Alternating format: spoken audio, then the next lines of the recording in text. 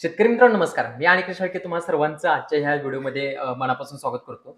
शेतकरी मित्रांनो सध्या आपण बघतोय की बऱ्यापैकी हरभऱ्याची पेरणी करून झालेली आहे आणि हरभऱ्याची पेरणी झाल्यानंतर आपल्या हरभरा पिकामध्ये एक मेन समस्या सगळ्या शेतकऱ्यांना त्यामध्ये येत असते आणि खरं तर त्या येणाऱ्या समस्येमुळे आपल्या हरभरा पिकाचं जवळ-जवळ साधारणपणे एक 20 ते 30% दरवर्षी हरभऱ्याचं नुकसान त्यामध्ये होत असतं आणि परिणामी आपल्या हरभऱ्याचं येणारं उत्पन्न सुद्धा कमी येत असतं. तर ती समस्या आहे म्हणजे की मर रोग. तर हा नेमकी मर रोग आपल्या हरभरा पिकामध्ये का येतो?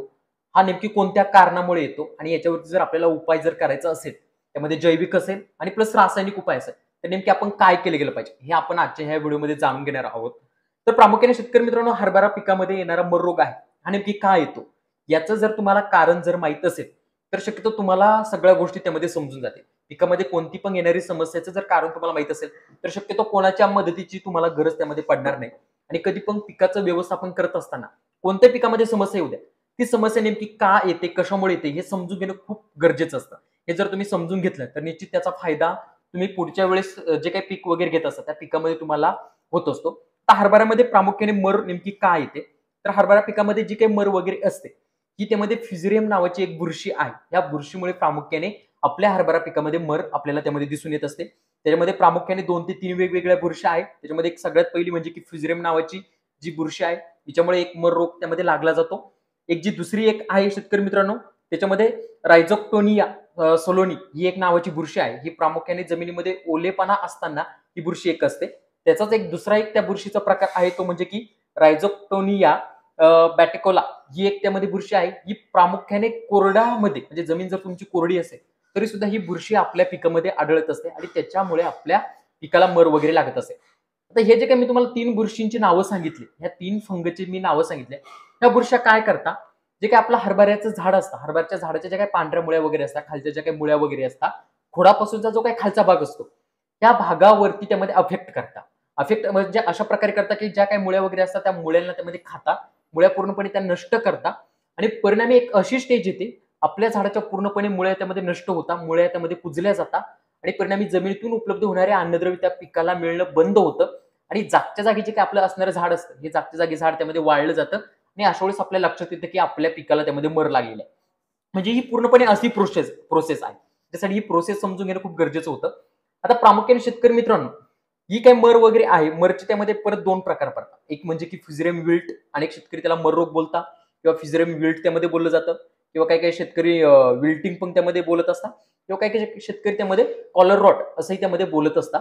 वेगवेगळ्या नावाने वेगवेगळ्या प्रकारच्या त्या ह्या बुरश्या आहेत.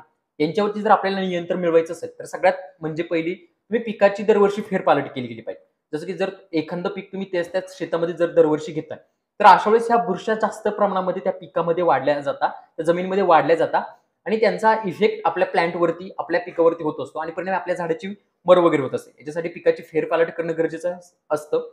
तर ह्या बुरशींचा एक प्रादुर्भाव सगळ्यात जास्त वाढण्याचं एक कारण असतं, ते म्हणजे की जर जो काही आपला खरीपातला पाऊस आहे, म्हणजे परतीचा पाऊस म्हणतो, हा उशिरापर्यंत जर खूप पडला, रब्बीची आपल्या पिकाची पेरणी करण्यापूर्वी जर जास्त दिवस जर पाऊस याच्या आधी जर पडलेला असेल, तर अशा वेळेस ह्या बुरशींचा खूप मोठ्या प्रमाणावरती इफेक्ट झालेला आपल्या झाडावरती दिसून येत असतो.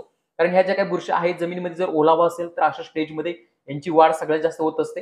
अशा वेळेस ह्या बुरशा खूप मोठ्या प्रमाणावरती वाढल्या जातात आणि परिणामी आपल्या झाडाची मर वगैरे खूप मोठ्या प्रमाणावरती होण्याची दाट शक्यता असते. आता ह्या मर रोगावरती जर आपल्याला नियंत्रण मिळवायचं असेल, तर सगळे शेतकरी बऱ्यापैकी चुका करतात. तर काय करतात? बुरशीनाशक वगैरे आणतात आणि त्याची फवारणी करतात. पण शेतकरी मित्रांनो, औषधाची फवारणी करण्यापेक्षा जे काही आपलं आहे, ही जी काही लागणारी मर आहे, ही प्रामुख्याने कुठे लागत असते? आपल्या मुळ्यांवरती लागत असते आणि आपल्या ह्या मुळ्या कुठे असतात?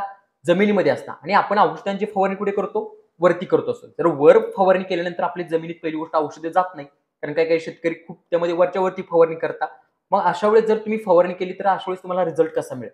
बऱ्याच वेळेस शेतकरी म्हणतात, की आम्हाला दुकानदाराने औषध दिलं किंवा आम्ही एखादं औषध आणलं, ते मारलं, पण तरी पण आमचा मर रोग कंट्रोल झाला नाही.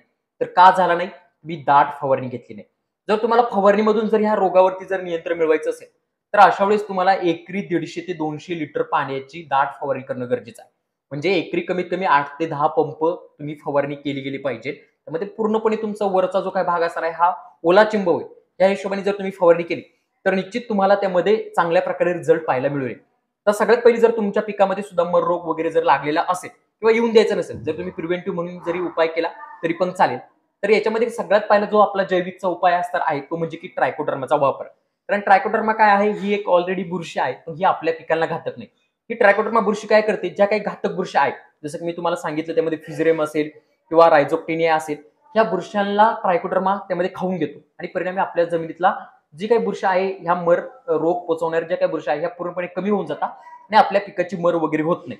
सगळ्यात बेटर उपाय म्हणजे की ट्रायकोडर्माचा वापर करणं. तर ट्रायकोडर्माचा वापर करत असताना तुम्ही 2 पद्धतीने त्यामध्ये करू शकता. एक तर जसं की तुम्हाला आता स्प्रिंकलरने तुमच्या हरभरा पिकाला पाणी द्यायचं आहे.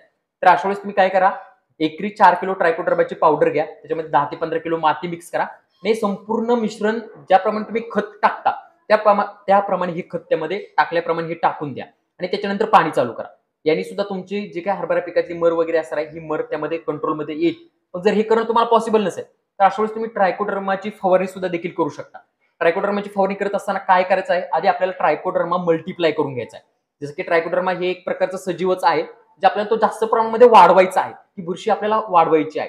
तर ही वाढवत असताना, मल्टिप्लाय करत असताना आपल्याला 150 लिटर पाण्यासाठी 1 किलो ट्रायकोडर्माचा कल्चर घ्या, लिक्विड मधला घ्या किंवा पावडर मधला घ्या. त्याच्यामध्ये 1 किलो जैविक गूळ टाका आणि हे तयार झालेलं मिश्रण जे काय असणार आहे, हे तुम्हाला त्यामध्ये 48 तासासाठी तसंच त्यामध्ये ठेवायचं आहे. सकाळ संध्याकाळ काठीच्या साहाय्याने हलवायचं आहे आणि 48 तासानंतर हे 150 लिटर पाण्याची तुम्हाला 1 एकरसाठी पूर्णपणे दाट फवारणी करायची आहे.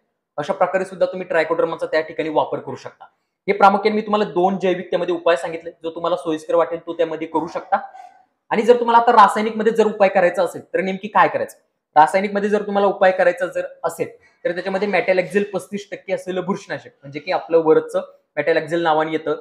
तर हे याची सुद्धा जर तुम्ही फवारणी घेतली तरी सुद्धा तुम्हाला चांगले रिझल्ट मिळेल. मेटॅलेक्झिल घेत असताना त्यामध्ये आपल्याला 30 ग्रॅम घ्यायचा आहे 15 लिटरच्या पंपासाठी. त्याच्यासोबत आपल्याला M45 हे पण घेत असताना त्यामध्ये 30 ग्रॅम घ्यायचं आहे. त्या दोन्हींची एकत्रित त्यामध्ये आपल्याला फवारणी करायची आहे. त्या दोन्हींची एकत्रित फवारणी करत असताना 1 एकरसाठी कमीत कमी 8 ते 10 पंप त्यामध्ये फवारणी करायची आहे. जर तुम्ही 4 ते 5 पंपामध्ये जर संपूर्ण क्षेत्र जर उरकणार असाल तर तुम्हाला रिझल्ट मिळणार नाही. याच्यासाठी एकरी जास्तीत जास्त पंप आपल्याला करणं त्यामध्ये गरजेचं आहे. अशा वेळेस तुम्ही त्याचा एक वापर करू शकता. किंवा शेतकरी मित्रांनो, एक दुसरं त्यामध्ये बुरशीनाशक ते म्हणजे की थायफोनेट मिथाइल, जे की आपलं व्हिटोको नावाने येतं. याचाही त्यामध्ये तुम्ही वापर करू शकता. व्हिटोकोचा वापर करत असताना 15 लिटरच्या पंपासाठी 30 ग्रॅम घेऊन याची सुद्धा जर एकरी तुम्ही 8 ते 10 जर पंप केले आणि पूर्णपणे जर दाट फवारणी केली, खोडाच्या जवळ जर औषध पूर्ण जिरेपर्यंत जर फवारणी केली, यांनी सुद्धा तुमचा मर रोग त्यामध्ये कंट्रोलमध्ये येणार आहे. किंवा शेतकरी मित्रांनो, एक तिसरं म्हणजे की फोस्टा एएल, म्हणजे की ते आपण एलेट नावाने बुरशीनाशक ओळखतो, बाहेर कंपनीचं येतं. अशा वेळेस तुम्ही याचा जरी वापर केला तरी पण चालेल. एलेटचा वापर करत असताना ते सुद्धा आपल्याला प्रति पंपासाठी 30 ते 40 ग्रॅम वापरणं गरजेचं आहे आणि याची सुद्धा दाट त्यामध्ये फवारणी आपल्याला घ्यावी लागणार आहे. तर हे 3 त्यामध्ये केमिकल उपाय म्हणजे रासायनिक उपाय आणि 2 तुम्हाला जैविक उपाय हे त्यामध्ये मी तुम्हाला सांगितलेलं आहे. हे सांगितलेले उपाय जर तुम्ही काळजीपूर्वक जर केलेले असेल, कोणताही एकच उपाय करायचा आहे. जर तुम्ही जैविक उपाय केला आणि त्याच्यानंतर पुन्हा जर रासायनिक उपाय केला तर तुम्हाला जैविकचा रिझल्ट मिळणार आहे. त्यासाठी एकतर जैविक उपाय करा किंवा एकतर रासायनिक उपाय करा, जेणेकरून तुम्हाला चांगले रिझल्ट मिळेल. अशा प्रकारे तुम्ही जी काही लागलेली मर रोग वगैरे असणार आहे तो 100% कंट्रोलमध्ये आणू शकता.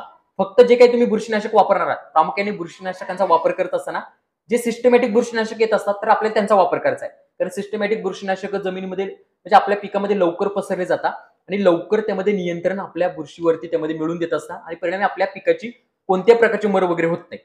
अशा पद्धतीने तुम्ही तुमच्या हरभरा पिकामध्ये लागलेला मर रोग असणार आहे त्याच्यावरती 100% नियंत्रण या ठिकाणी मिळवू शकता. शेतकरी मित्रांनो, हा व्हिडिओ आवडल्यास व्हिडिओला लाईक करा आणि बाकीच्या हरभरा उत्पादक शेतकऱ्यांपर्यंत हा व्हिडिओ नक्की शेअर करा. धन्यवाद.